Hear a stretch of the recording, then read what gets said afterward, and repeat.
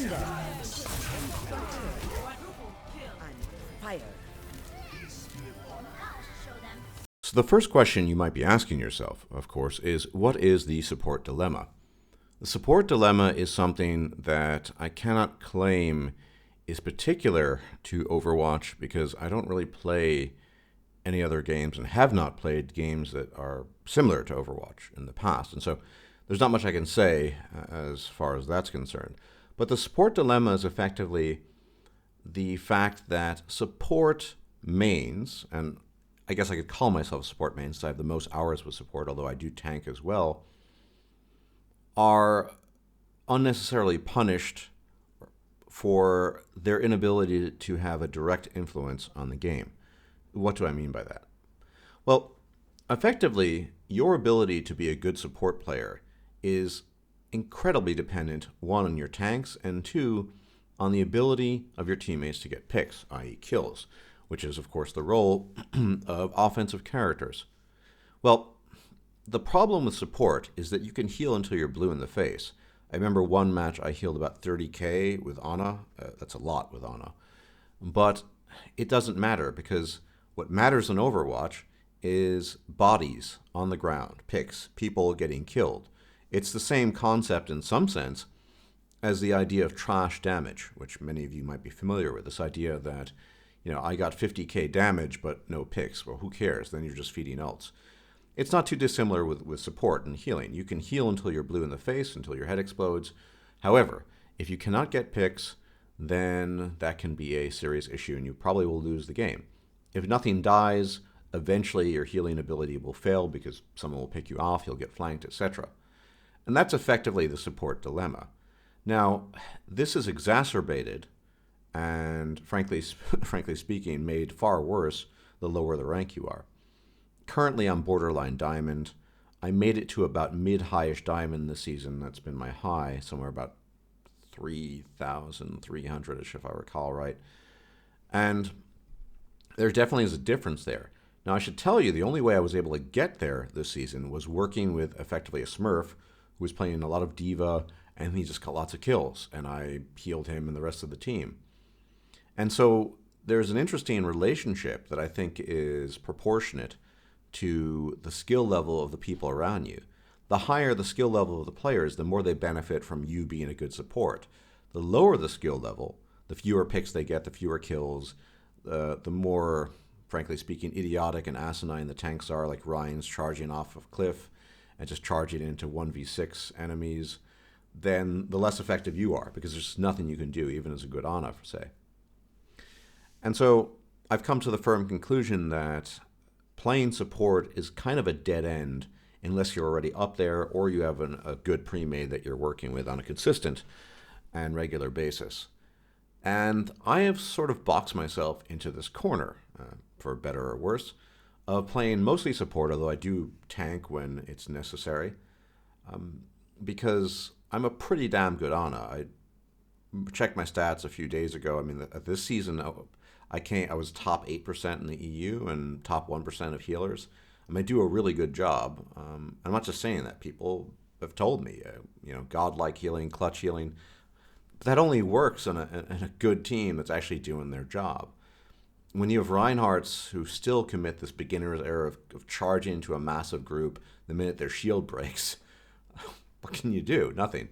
You try to keep them alive. And then they blame you for not healing them because they charged off the map or they're so far away they're not in your line of sight anymore. There's so many problems that arise from effectively maining support.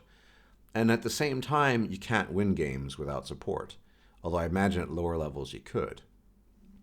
And so I've been struggling with this a great deal, this dilemma, because everyone I play with say, you don't belong at this level, not with your Ana skills. And I'd like to think that I could actually make it to Masters, low Masters this season, or in general, because I'm pretty consistent with my abilities, and at this point in time, I think, close to 180 hours with Ana, a lot. But it's to no avail. Now, I've been thinking about branching out and getting back into Zarya, and I do play Ryan on occasion, but the problem there, once again, is, because support is regarded as sort of this trash tier class of heroes, and nobody really takes it seriously, I watch other Ana players, and they're just not doing what they could be doing. And so if I play a Reinhardt, a smart and patient Reinhardt, I'm still not rewarded by effective healing. I mean, even Lucio, I've seen people just do insanely dumb things. Now, you might want to say, oh, you're scrub, get good, get good. But this is a real dilemma and a real issue in this game. The inability for you to have a direct influence as support. So you might say, well, why don't you just go DPS? Well, there are a couple of reasons why I just don't go DPS, just like that. One is my age. I'm 40 years old. I don't have the reflexes of a 20-year-old or a 19-year-old. I can't just, switch off and get lots of kills. If I were 20 years younger, I'd be a very good DPS player, I'm pretty sure, because I could train it and I would have the physiology that could accommodate that. The second reason, perhaps even the more important reason, is I don't really enjoy DPS very much. I've always been more interested in defense and healing. It's true of other games as well, at least in Mass Effect that was the case, multiplayer. And so it just doesn't really appeal to me very much. Unfortunately, due to the randomness of Overwatch, you're just going to get paired with people who can't do their jobs. There's certain strategies I found that do work.